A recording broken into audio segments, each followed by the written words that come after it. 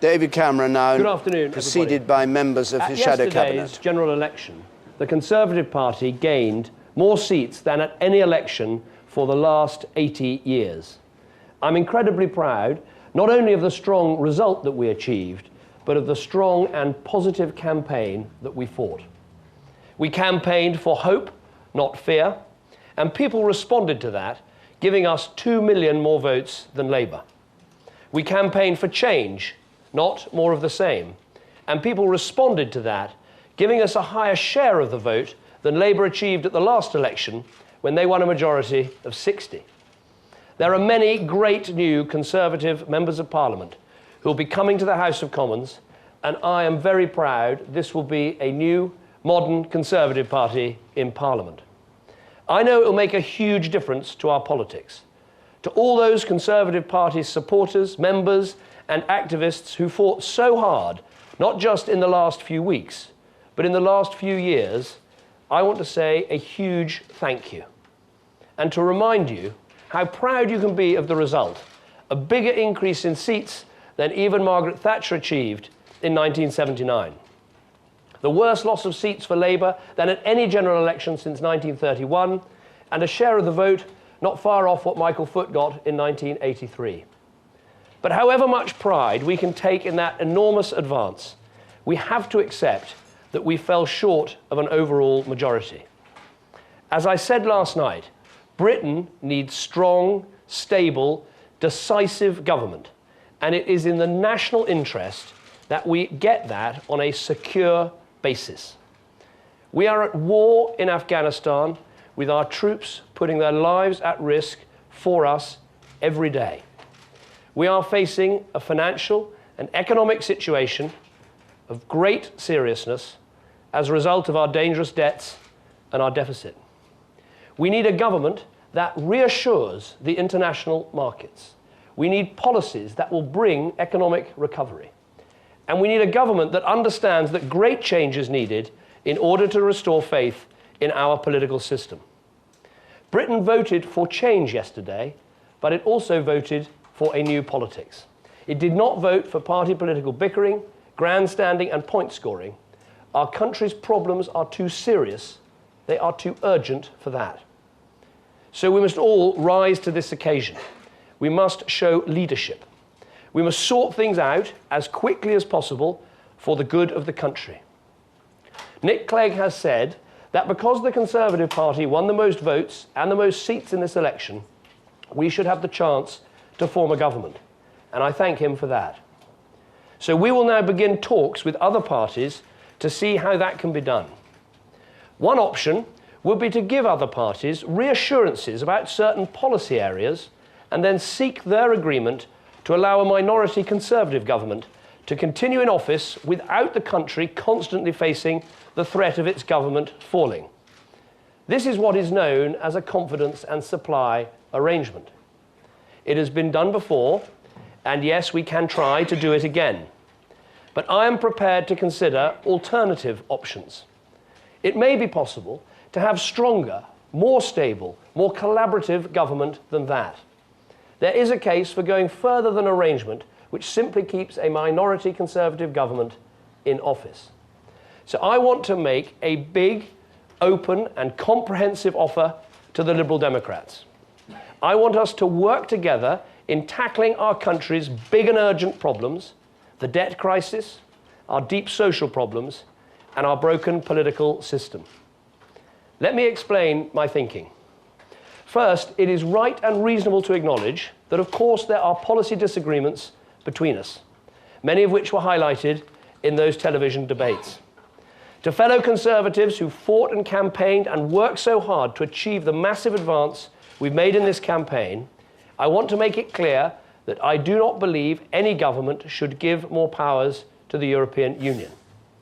I do not believe that any government can be weak or soft on the issue of immigration, which needs to be controlled properly. And the country's defences must be kept strong. I also believe that on the basis of the election result that we achieved, it is reasonable to expect that the bulk of the policies in our manifesto should be implemented. But across our two manifestos, there are many areas of common ground. And there are areas, I believe, that we in the Conservative Party can give ground, both in the national interest and in the interest of forging an open and trusting partnership.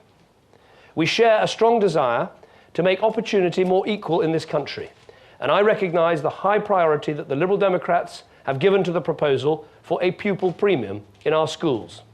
We agree with this idea. It is in our manifesto too, and I'm sure we can develop a common approach that recognises the urgency that the Liberal Democrats have attached to this proposal. The Liberal Democrats in their manifesto have made the achievement of a low-carbon economy an absolute priority, and we support this aim. I'm sure we can agree a common plan to achieve it. The Liberal Democrats have also made proposals to reform our tax system. We both agree that Labour's jobs tax, as the Liberal Democrats' manifesto puts it, is a damaging tax on jobs, and we would seek to reverse it. It has always been an aspiration for the Conservative Party to reduce taxes, especially on those who earn the least. And we are happy to give this aim a much higher priority and to work together to determine how it can be afforded. We share a common commitment to civil liberties and to getting rid, immediately, of Labour's ID card scheme. On our political system, we agree with the Liberal Democrats that reform is urgently needed to help restore trust, and that reform must include the electoral system. The Liberal Democrats have their ideas, we have our ideas. For example, that all seats should be of equal size so that votes can have an equal value in a first-past-the-post system. And other parties have constructive proposals to put forward as well. So I believe we will need an all-party committee of inquiry on political and electoral reform. So I think we have a strong basis for a strong government. Inevitably, the negotiations we're about to start will involve compromise. That is what working together in the national interest means. But no government will be in the national interest unless it deals with the biggest threat to our national interest, and that is the deficit. We remain completely convinced that starting to deal with the deficit this year is essential. This has been more than confirmed by recent events in other European countries, recent instability in the markets, and recent conversations that we have had with both the Treasury and the Bank of England. The national interest is clear. The world is looking to Britain for decisive action. The new government must grip this deficit and prevent the economic catastrophe that would result from putting off the difficult and the urgent action that needs to be taken. So our big, open and comprehensive offer to the Liberal Democrats involves helping them to implement key planks of their election manifesto, providing the country with economic as well as political stability, and finding further ways in which Liberal Democrats can be involved in making this happen.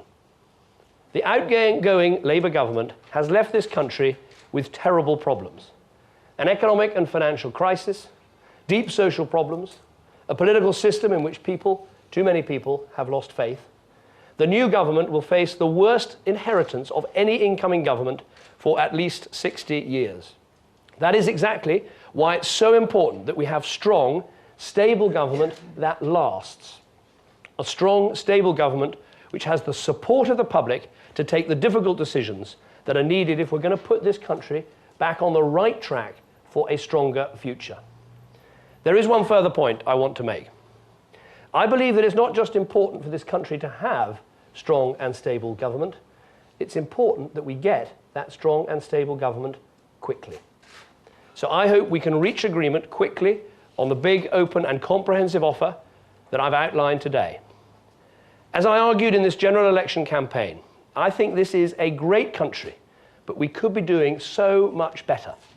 We don't have to settle for the debt and the waste and the taxes left to us by Labour. We can put behind us the economic incompetence, the social breakdown, the political division, and the mistrust that are the poisonous legacy of 13 years of Labour misrule. Of course, I hoped that a Conservative majority would be the outcome of this election, and that we could have started today making the changes that I believe our country so badly needs. I know how much the Conservative Party itself, all my colleagues in Parliament, all the loyal members and activists around the country wanted that too. But I also know they wanted something more than that. They want the best for Britain. The Conservative Party has always been a party that puts the national interest first. And the best thing, the national interest thing, the best thing for Britain now is a new government that works together in that national interest. And I hope with all my heart that is something that we can achieve. That is all I have to say for now. I hope you'll understand that I won't be taking questions, but this urgent work must begin. Thank you.